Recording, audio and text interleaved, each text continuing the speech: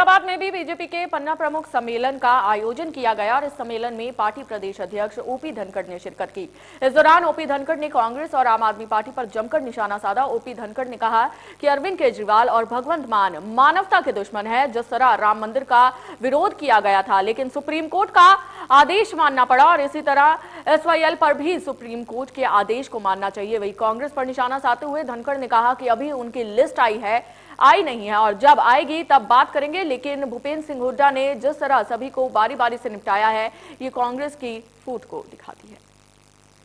Bharatiya Janata party के प्रदेश अध्यक्ष ओम प्रकाश धनखड़ फरीदाबाद में हैं, उनसे बात कर लेते हैं। क्योंकि कांग्रेस में लगातार वो सवाल उठाते रहे हैं कलह को लेकर। सर, क्या कहेंगे? नई लिस्ट जारी होने वाली है, क्योंकि आप संगठन तो बात करेंगे। अभी आई नहीं है, आए तो बहुत दिन से हो रहा है, तब आएगी तब बात करेंगे। आएगी, बात करेंगे। लेकिन जिस तरह से भूपेंद्र सिंह हुड्डा 90 विधानसभाओं में निकलेंगे और कहीं ना कहीं सरकार की नाकामियों को गिनाते मैं निकला हुआ हूँ ना।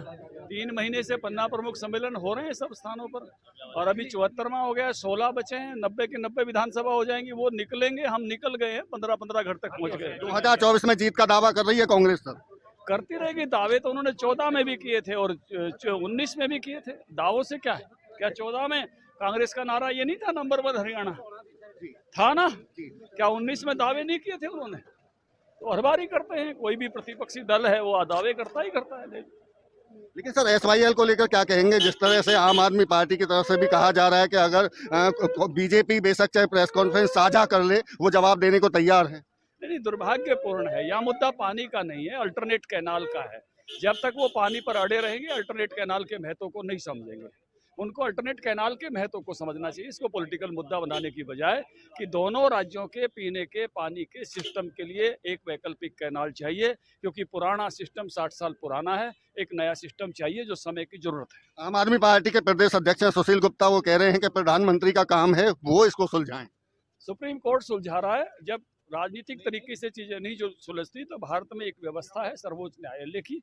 राम मंदिर का मुद्दा भी वहां से सुलझा है। तो बहुत सारी चीजें हमारे यहाँ जो है न्यायालय से सुलझती है और न्यायालय कह रहा है, न्यायालय से ऊपर कोई नहीं है कोई। और न्यायालय ने यही कहा है, सर्वोच्च न्यायालय ने, कोई कानून से ऊपर नहीं है। एक सवाल आखिरी है सर, इंडिया गठबंधन में अभय चौटाला तो शामिल नहीं हुए, लेकिन वो तीसरा मोर्चा बनाने की बात कर रहे हैं, कैसे लगता है? तो पहले ही पता था कि उनका जो मूल रचना है, जिसको DNA किसी का भी कहते हैं, वो कांग्रेस के साथ मेल नहीं खाता है। वो चाहते तो भी शायद उनका कार्यकर्ता स्वीकार नहीं करता।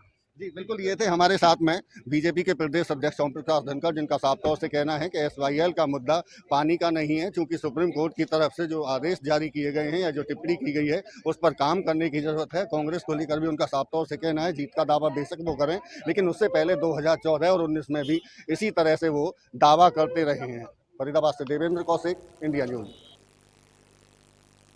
और इस बुलेटिन में अभी के लिए बस इतना ही। देखते रहिए इंडिया न्यूज। नमस्कार।